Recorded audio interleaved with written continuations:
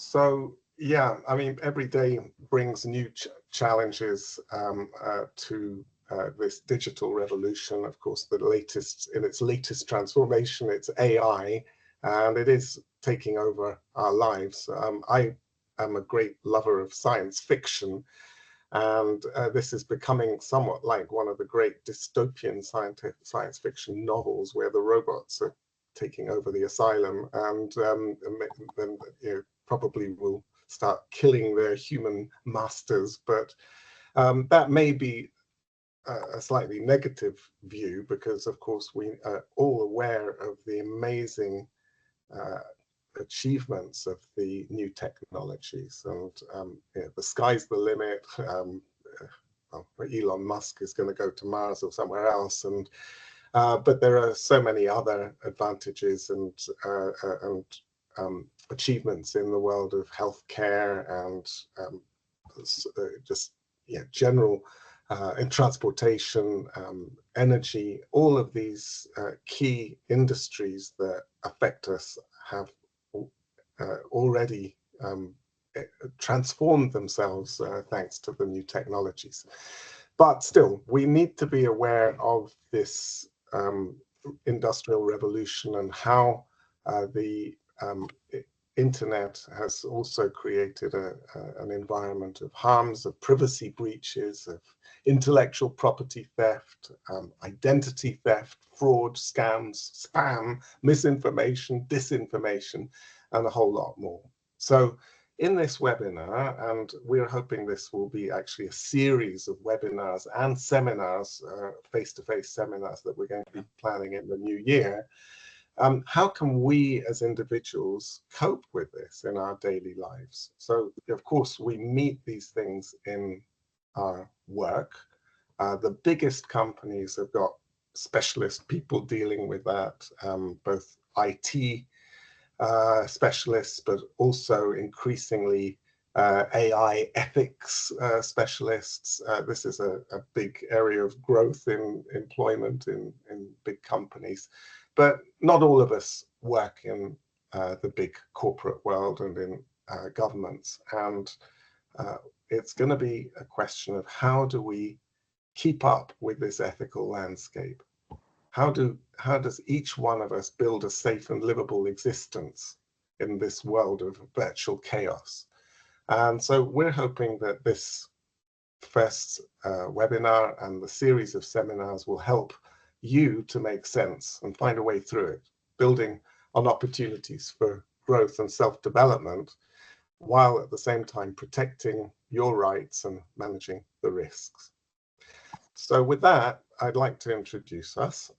Olga, would you like to go ahead and tell us a little bit more about yourself and why you've become interested in this subject? Absolutely, Brook. Thank you for a beautiful and quite scary introduction to our webinar and seminar series. So my name is Olga. I'm a researcher of technology and tech ethics. I'm an academic, lecturer, and entrepreneur myself. I did my PhD on topic of political responsibility of IT business in authoritarian states. That was my specialty. And in a way, I've been studying technology, tech ethics, all tech, big tech, small tech, throughout all my professional life. And what interests me today the most is the societal implications of technologies and its responsible integration. Particularly, I am interested in integration of these technologies in a responsible way through the workplaces. I consider myself probably similar to Brook as a bit of a techno-pessimist and techno-alarmist, which puts me on guard of ethical integration of technologies. And I just want to help organizations to make sense of the strategic changes and challenges they're going to face and changes they need to run, in order to have a successful organizational reality. That's me.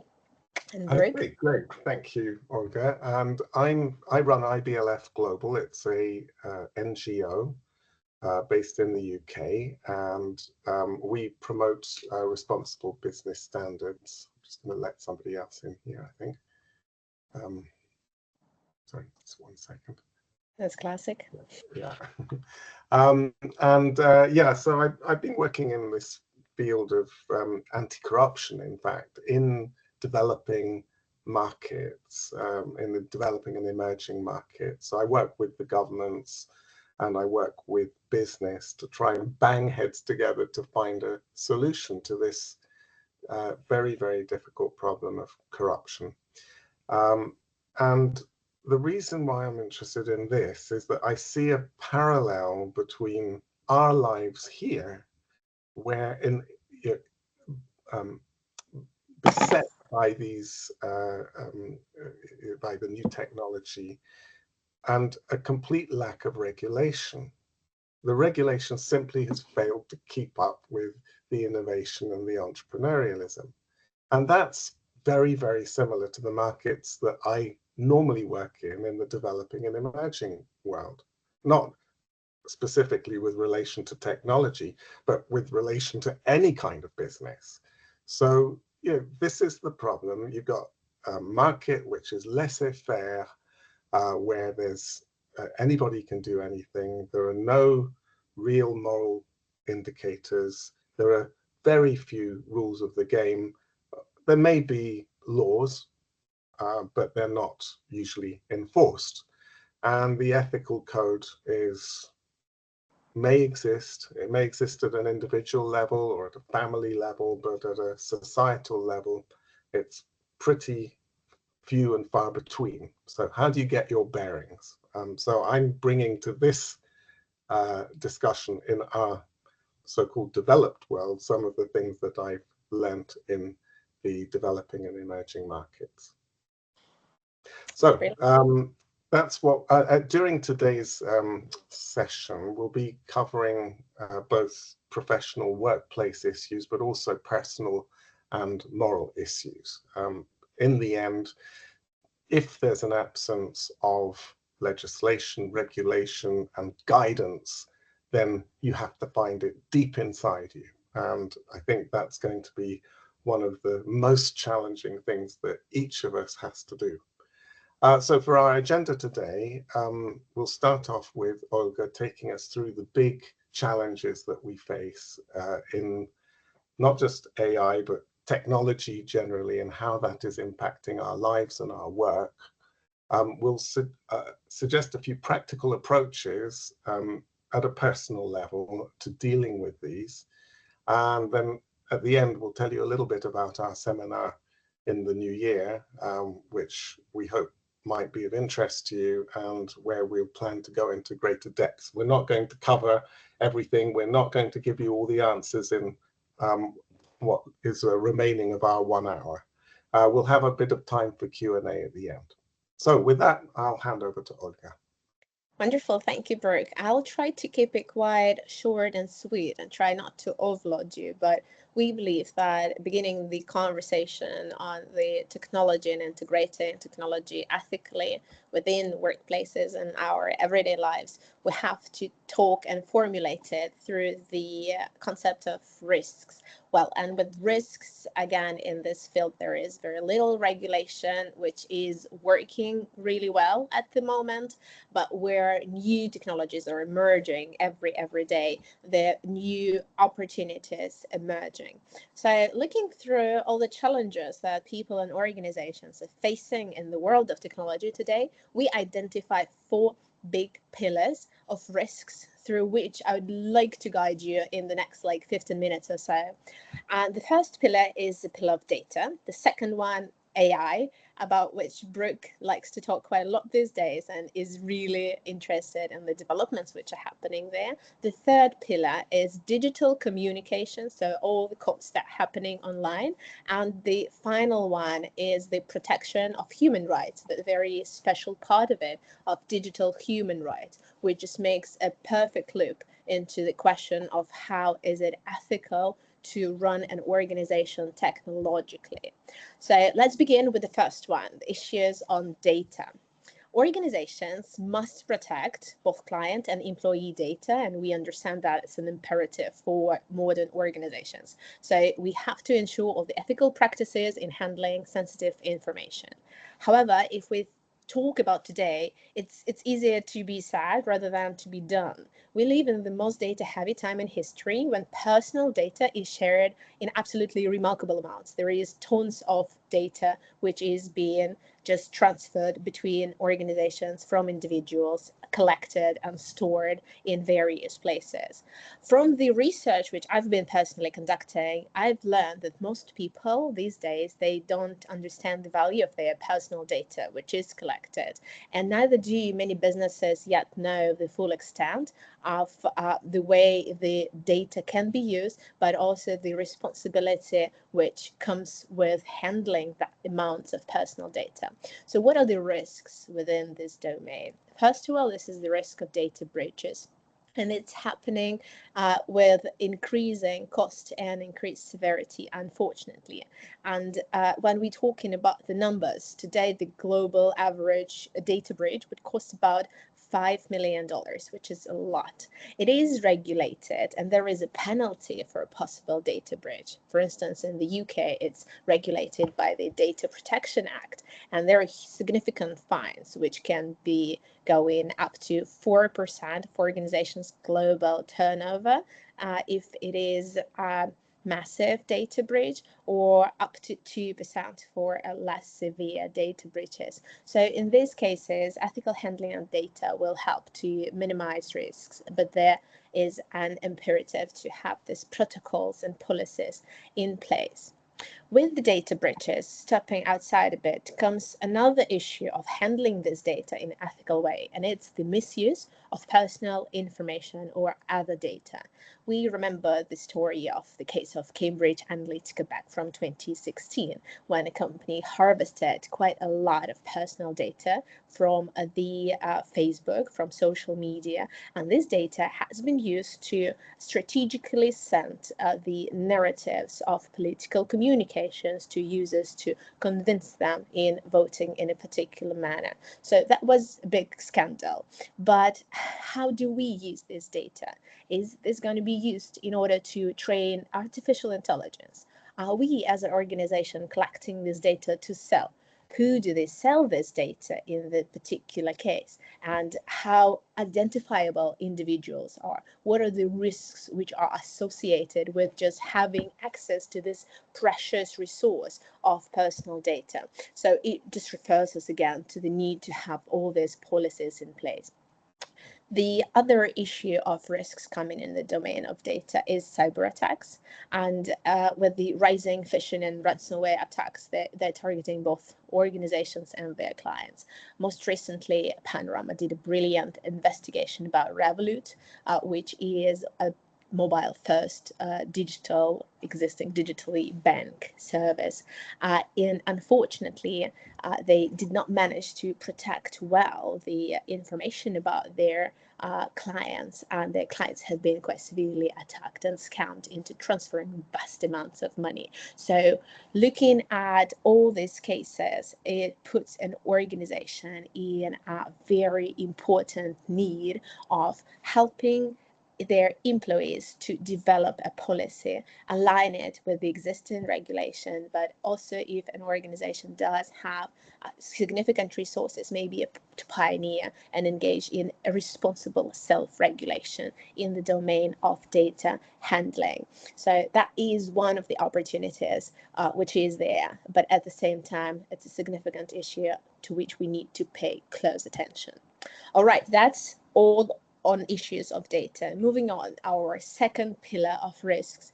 All the risks coming with the AI, artificial intelligence, that's just becoming the buzzword today. And the topic of ethical use of AI is making headlines in media for a very long time.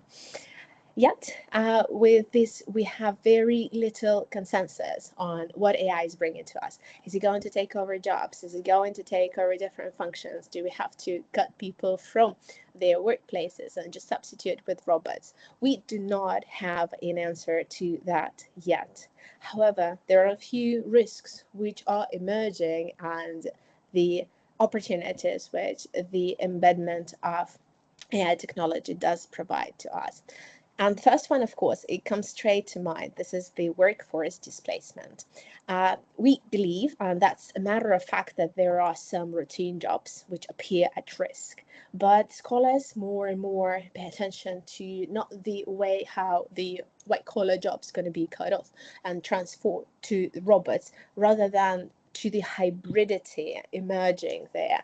So new jobs will be creating. And by 2013, it's estimated that up to 375 million workers globally might need to learn and reskill in order to transition to these new types of jobs. So reskilling and engaging in this programs proactively would be one of the areas where the opportunity to engage with artificial intelligence and prepare for the future emerges. The second thing, and I think it's one of the main issues AI brings, is the algorithmic biases. AI can be used in many routine procedures within the organization. And let's just take an example of AI being used in recruitment, which is quite common. This is where artificial intelligence is used as a first line of the interaction with a potential employee. So it goes and scans through the resumes. Unfortunately, there are biases embedded in this technology, which has been trained on the massive amounts of data, vast amounts of data produced by people who are also biased. And while we as human beings do have some sort of critical thinking, can stand back and recognize our biases, for AI, it does not really exist. Therefore, use of AI in recruitment does cut off quite a few people who can become very successful candidates, and those people just don't come through the pool of these resumes because they do not fit the traditional patterns of success that AI would recognize. So in a way, it would be a discrimination which is coming through the technology. And that's something AI is famous for. And that's something we need to keep an eye on while integrating this technology in an ethical way and preserving the human talent and the productivity in the organization. And the last but not the least would be the employee monitoring. So AI-driven surveillance is common and very, very cheap comparing to all the other ways of controlling the workforce in workplaces today. It's so easy just to track the calendar, just to make sure that the person is replying to emails, or just to see how much time this knowledge work is spending behind the screen. The technology is moving that far that they could grasp the sentiment from the strength of hitting the keyboard or the words being typed into these emails. However, what is the world that it's bringing us to? It poses extensive ethical dilemma, whether this control is necessary and to what extent it's really needed in order to build a good organizational culture and a productive workplace. So with these few risks within the AI, we understand that it's imperative to do probably two things. First, to do a regular inventory of where AI is ethical, reasonable, and efficient to implement and invest in. And the second, it's imperative to plan and integrate the reskilling programs for the employees in the workplaces. Again, the technology is changing every day, could change tomorrow and bring new risks and new opportunities. Moving on, the third pillar is the pillar of digital communications, and we thought that it could be getting a bit better and easier these days, but oh well, it's not. So unfortunately, it's a very rare situation where IT department in organization sits together with the marketing or communications and talking about the tech ethics for the company. However, these days, I think this is a must. And again, in this webinar, we're focusing on a very few risks which come in the domain of digital communication. And number one, no wonder, would be dis and misinformation. And it comes in a way that it does and can possibly affect and harm company in a very significant way. These days, both dis and misinformation is amplified and made easy and cheaper with the use of AI and using misinformation and disinformation by other organizations can be done in order to get some sort of financial gain, disrupt the market dynamics, and to do other harms for the image of the company and its financial performance. For instance, Broadcom, a semiconductor giant, planned a merger with another company in tech, and it was interrupted by the false news alleging a governmental review of the this transaction due to a non-existent national security threat. And for some time, this scam, which was spread and amplified via digital tools, it did affect quite a lot the share prices of both companies. So it's very important to have, again, a policy or a set of protocols integrated into monitoring for this sort of behaviors and information online, and be prepared that it can possibly appear there. The other risk in digital communications comes with, that would be quite surprising, but identity theft. And deepfakes and impersonification tactics been in a way targeting businesses for a while. And again, with the development of technology, it becomes a bit easier. One of the most recent cases I've heard of was the case of Robert Peston, who is the host of a podcast, The Rest is Money. It's quite a nice podcast, quite interesting. So Robert encountered a friend of his who told him about the financial services which Robert, been featuring online. And when he said that that's not him and he has nothing to engage with this particular enterprise, his friend would not recognize this as true and tried to argue against this. So he was so convinced by the quality of this marketing communication. And, it doesn't really have to be a very famous person. Identity theft might be happening, and it might be happening with some financial gains in mind. So again, monitoring is one of the tools that must be integrated, especially if there are some high profile or interesting personas within the organization. And the most controversial area within the domain of digital communication would be, again, social media risks. I am personally not a big fan of social media whatsoever. I think it brings too many harms for us, for children, for teenagers, and it's not worth it. However, these days, these platform controversies, they also can harm possibly the organizational issues. And it is often connected with the personas of people running these platforms. Again, the most recent cases is that The Guardian and Transparency International, after the elections of Donald Trump in America for the second time, decided that they're leaving X, or Twitter, formerly known as Twitter, because of the connection between Elon Musk, the owner of the company, and his connection to the president-elect at the moment. That's quite an understandable gesture in terms of the technological tweaks which are happening and political risks which can be associated with the presence of at this platform. However, it's one of the latest cases, but not the least. Previously, giants such as Apple, Paramount, and Disney, they stopped running their advertising again on X. That was just happening last year, but for way different reason. That was after Elon Musk personally made a number of anti-Semitic comments online. So there are these harms and potential risks which are in the air and which are not necessarily connected to the technology per se, but to people, but to connections, but to political discourse around these platforms.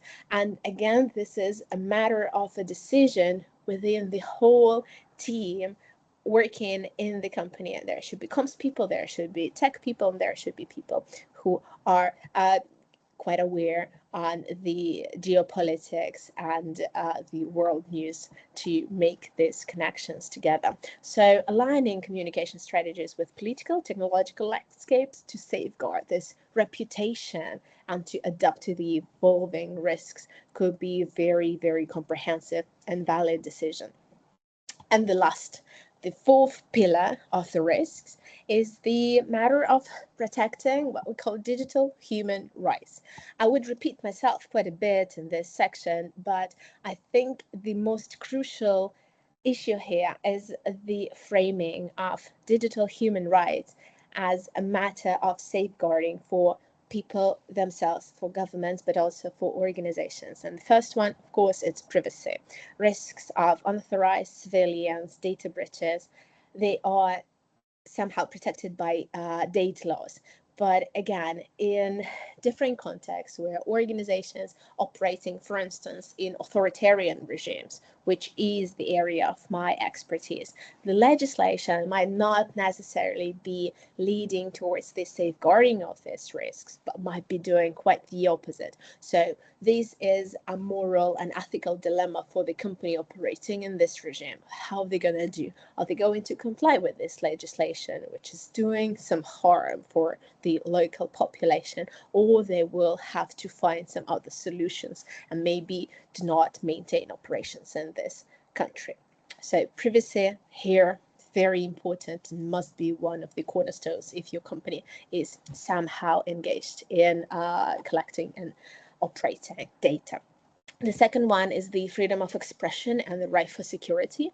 And it might sound a bit irrelevant because it's something big, right, for social media or another platform. But if your organization does maintain a public forum of any sort, a lot of attention must be focused on this to ensure that people do get the correct information, they can express themselves, but also there is no hate speech and there is no disinformation within this public forum your organization is running. The third area of digital human rights, which are the domain of the, if not expertise, but some sort of responsibility for many organizations, is access to information. And that could be put in a very simple way, just ensuring that there is some inclusivity and digital accessibility for very diverse audiences with different socioeconomic status, from different geographies and different physical abilities. That's, again, very important, not to deprive people from accessing to this information. And the last one, and I think, again, it's very important and it has been amplified with the use of AI, as the algorithmic biases and the protection of the algorithmic bias, the users, the services and goods that organizations are working on. Preventing various sorts of discrimination which might be occurring by irresponsible integration of these modern technologies. That would be very important, just to reinforce some fairness and to protect digital human rights. So these four pillars, working and operating, handling data in a responsible way, ensuring the responsible integration of artificial intelligence, maintaining a transparent and safeguarded digital communication, and ticking the boxes and making sure that the digital human rights are protected by the operations of an organization.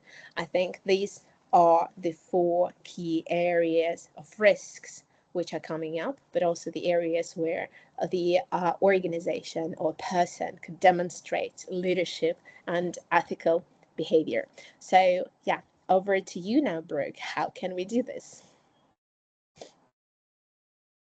You're muted. Another classic. Thank you. Thank you very much, Olga. You've managed in 15 to 20 minutes to cover the whole spectrum of digital threats that are coming into our lives. And I think that's quite an achievement, really. If you just think of everything that Olga has just been through, these four areas of data, AI, communications, and then the digital human rights. This is really the this is the condition humaine. This is everything that we've all humanity has had to deal with in the 20th century. Now each one of us has to deal with it because we're confronted by these things. So thank you, Olga. I'm absolutely sure that none of this was completely new to all of you because you confront it day in, day out. But maybe the structure that Olga has provided has already helped you to get some clarity in the different areas that are proving to be threats and challenges. And at the same time, I think Olga was also talking to us about the opportunities, how you resolve these issues. Now, a lot of these things are geopolitical issues on a historical scale. They're not something that each one of us can deal with. Some of them are certainly technology challenges that companies, especially the biggest companies, do deal with and have to deal with. Frankly, they're also exploring their way through this jungle, and they make mistakes, as we heard, but others are developing new technology to cope with the technology, if you see what I mean. So there are opportunities there, but frankly, most of us are not going to be able to have an impact on the big scale of these things. So we have to control what we can control. And the little solution that we'd like to leave you with today is looking at this landscape of challenges in terms of ethical dilemmas. And we feel that, actually, Olga mentioned ethical dilemmas several times. And in the absence of law, legislation, regulation, and enforcement, what are you left with? You're left with some ethical, an ethical discussion that has to happen within yourself, where you look at the pros and the contras and the contradictions and the paradoxes, and you try to guide yourself by your moral internal direction to finding a solution. So this could be on a company level, and many companies are not the big global multinationals. They're small and medium-sized enterprises. Essentially, it's a handful of people who have to make these decisions and have to have these conversations.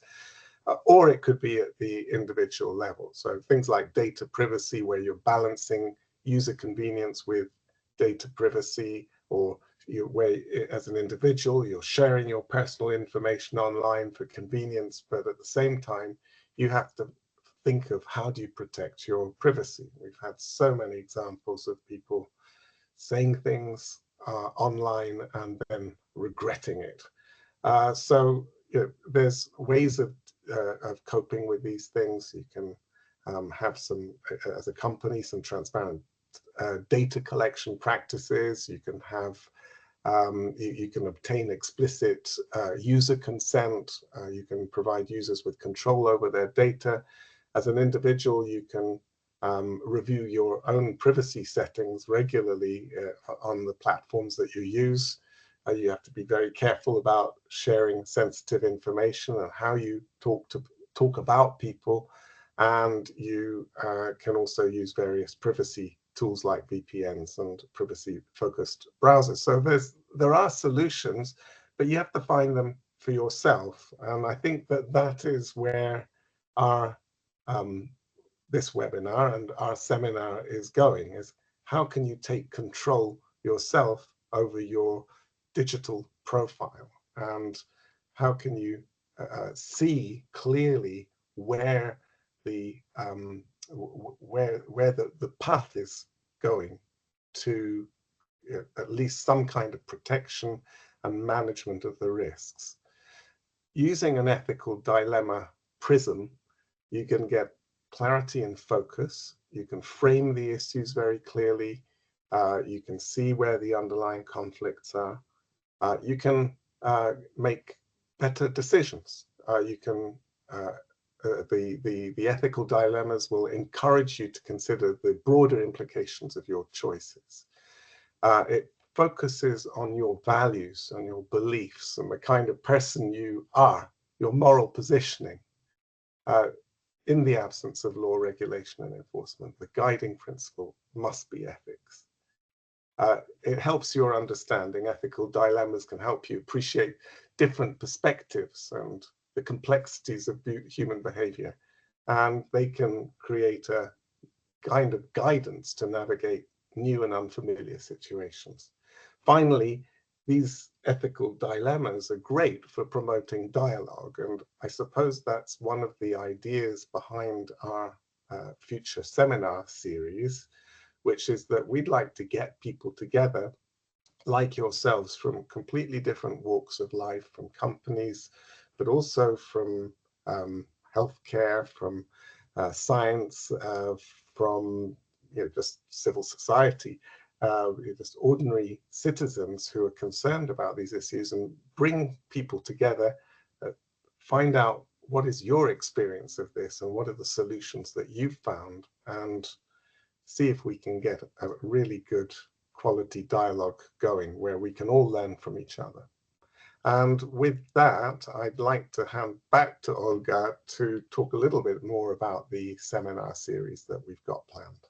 Yeah, brilliant. So, yeah, the seminar series we do haven't planned, and this webinar is essentially, the conversation starter. We want to invite you all into this conversation and together make sense of the technological transformation that make it humanized in a way, to make it clear, to make it transparent, ethical, and to add a pinch of responsibility into this technological transformation. So do we post on X? Do we maintain our advertising on X? Do we hand over data to authoritarian leaders in authoritarian states if we are happening to operate in these countries? How are we dealing with hybrid regimes? Are we having some sort of policy on surveillance in a workplace if we're joining Amazon forces, for instance, or we would love to use technology in order to make sure that our workers are clocking in and clocking out at the exact same time that we want them to do. So there are multiple dilemmas across these various pillars of technological integration, and in our face-to-face training we want to give a bit more about the cases, to have some case studies, to cover multiple areas into a greater depth of how do we work ethically with technology, and why do we not have these questions in the first place on board meetings, and how the leaders must be approaching these issues to demonstrate this sort of technological leadership in their industry. And through the practicalities of it, it's just going to go through one day. We are going to sit together and have 3 basic parts. The first part is a lecture material, and again, it's a lecture / discussion because there are cases, there is a lot of input through personal experiences of technology, both as a user, as a developer, as an individual running a technological organization, for instance. So we want more case studies, we want multiple group discussions to make it quite intense. The technology is developing at the speed of light, so we want people to join us and share their pains and ask awkward questions, to people who might have some answers or who might have encountered similar issues. We don't claim to have all answers, but we want to provide the space where it would be articulated, and there we can bring experience of scholars and industry specialists and pioneers of the technological transformation in one room. Then we'll have lunch break, and then it's going to run what's called a war game. It's one of the fantastic group experiences in a classroom. I love to do this with my students. Why is it a war game? We'll run several hypothetical scenarios where our participants would adopt different roles. Let it be a CEO, let it be a technology director, let it be communications professional from the organization, and we will run problematic scenarios in a hypothetical format. Why is it so important? Unfortunately, in our busy day-to-day life, we don't have a chance to put on shoes of somebody else from the organization and to see an issue from a different perspective. And also there are some risks that people do not see coming. So we want to intensify it and to run through this real world scenario and see how a person or a professional must be responding to this issue in a particular situation. So it's first-hand experience and it's role switching. It does promote quite some empathy, and what's very important in case of technology integration, it's holistic thinking, right? So it covers various aspects of the problem running through an organization. Let it be a data breach, or let it be Elon Musk going nuts on Twitter, on X this time. And then we will follow up with a bit of a break and reflection and tech ethics strategy development session. We have templates for you where you can draft your tech ethics strategy.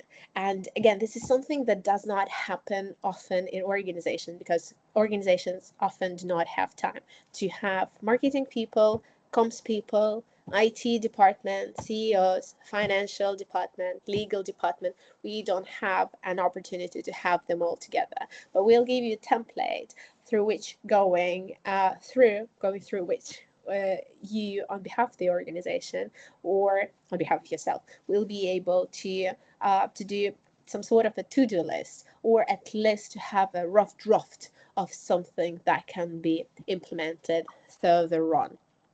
The wrap-up will be the finale of our training. I believe that it will bring many different people with many different experiences and perspectives. That's going to be a magnificent conversation. What makes this seminar different is that it's going to be focused on ethics, right? So we both with Brook do have a profile working professionally on the issues of ethics in organizations. So we want to bring this as one of the strengths of this training, and to make it a little bit different, essentially making the world a little bit a better place. The second competitive advantage is that we are focusing on developing concrete strategies and running a war game and actually thinking through in a hypothetical scenario what you will do will help you to react better, faster, and in a more appropriate way if the situation happens in real life and the organization is actually facing some sort of a risk. And then the last bit is interactive learning, something which we both are very keen on. And yeah, we just hope to engage in this role play and scenario planning and to bring more ethical dilemmas into the discussion. So that's going to be us, and we will share, if you don't mind, the updates on our seminar later. I believe that would be it. Do you have anything to add here, Brook? Well, we've got a few questions, Olga, and my colleague, Dr. Susan Kinyeki from Kenya, who's a well-known expert in my field of anti-corruption, has very kindly joined us today, and she says, very insightful, how can we safeguard digital human rights without the legal framework? I think that this is a brilliant question, and a legal framework must be there. There are several acts in different parts of the world which are integrated and developed by legal teams, by governments, by government legislation. This is the AI Act, which was kicked off in this summer in Europe. We have Digital Protection Act in the UK. So the legislation is there. But when it comes to the organizational practices, business practices, I personally believe that it must be the part of the everyday operations of organizations. So ethical dilemmas and ethical principles must be talked through and must be discussed in workplaces. So it can be done through training, it can be done through communication from leadership, and it could be done through a regular assessment of the organizational operational practices. It is an absolutely very, very, very important issue, especially for companies which are producing emerging technologies, and especially for companies which operate in problematic context, political context, or in developing context as well.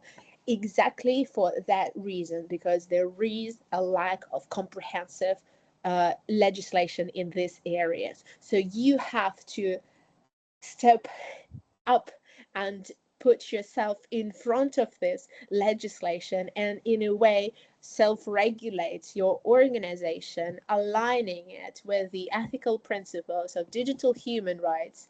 So it's just not going into an absolute chaos, if it answers the question. Yeah. Thank you, Olga. And we've got another question from Nikita Makarov.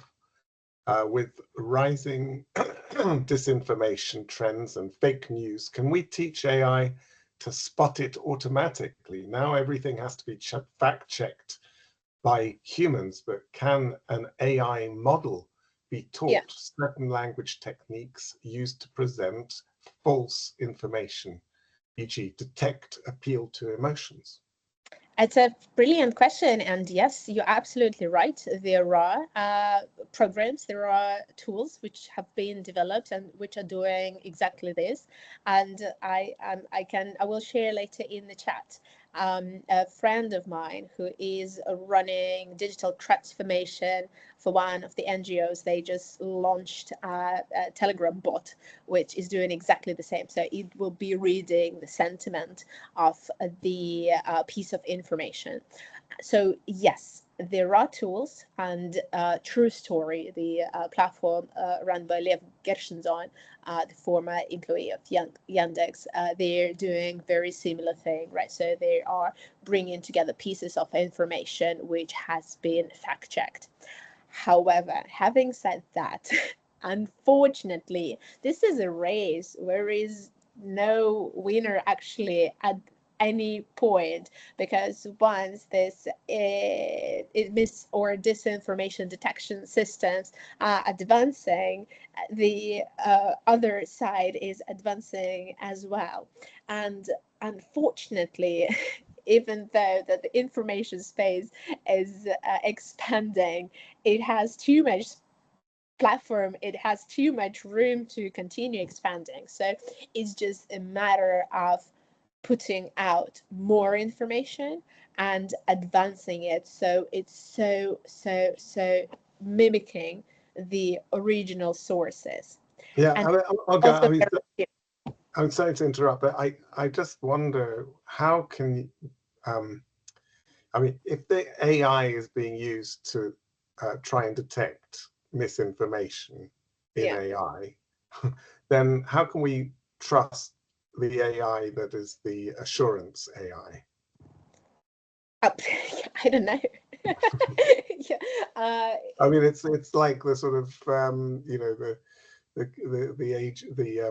the secret agent keeping an eye on another secret agent and so on. It's it doesn't quite it seems to be one of those infinite mirrors that you know, it has no end.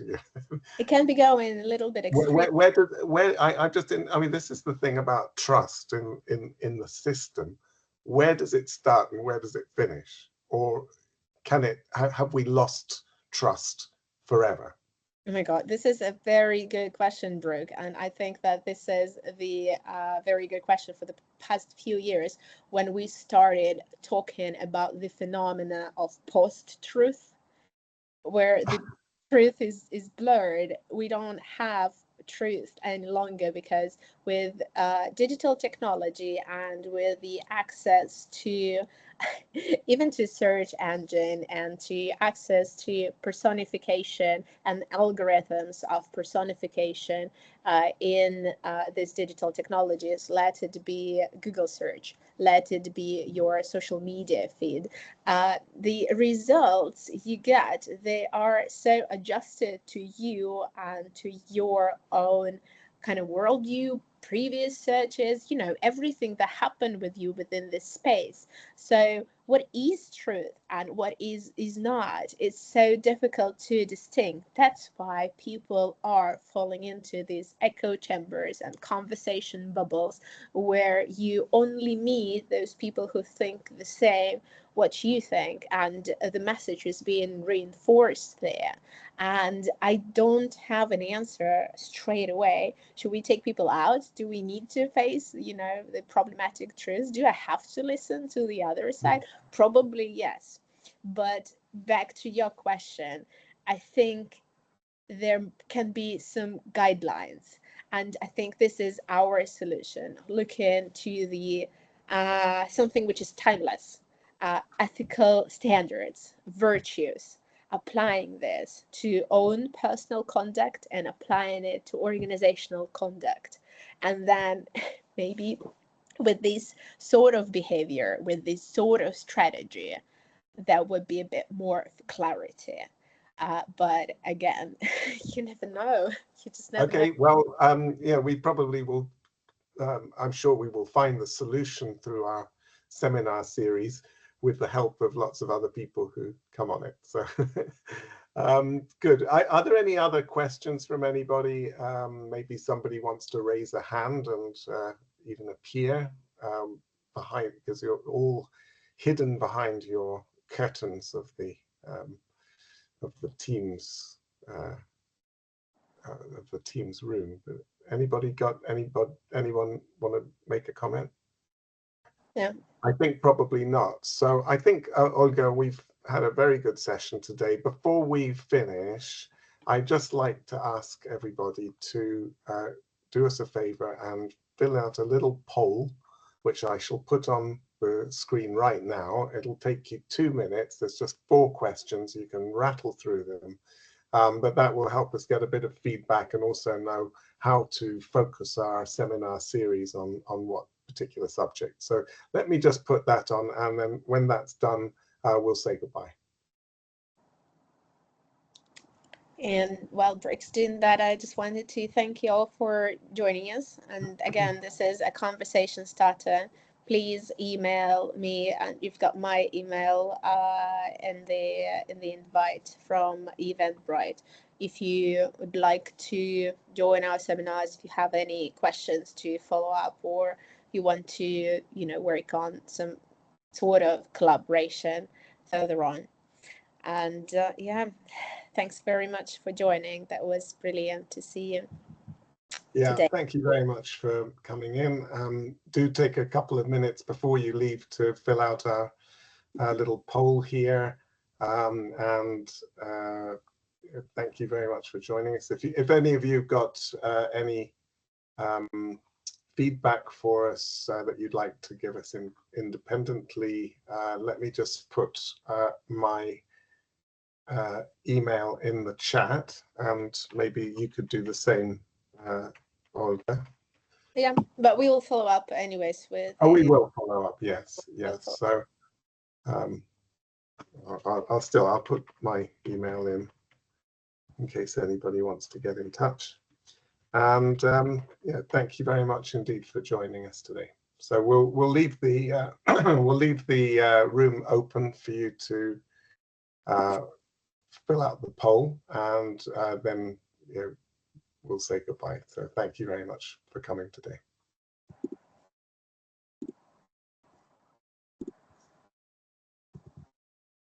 And for Nikita, I just assume that he's still here. No, he's gone. Okay, we'll send a link. Yeah. Oh well. Should we stop the recording then? Well, I think we could probably do that. Just one second. Great. Let me do that. Stay doing some housekeeping. stop recording.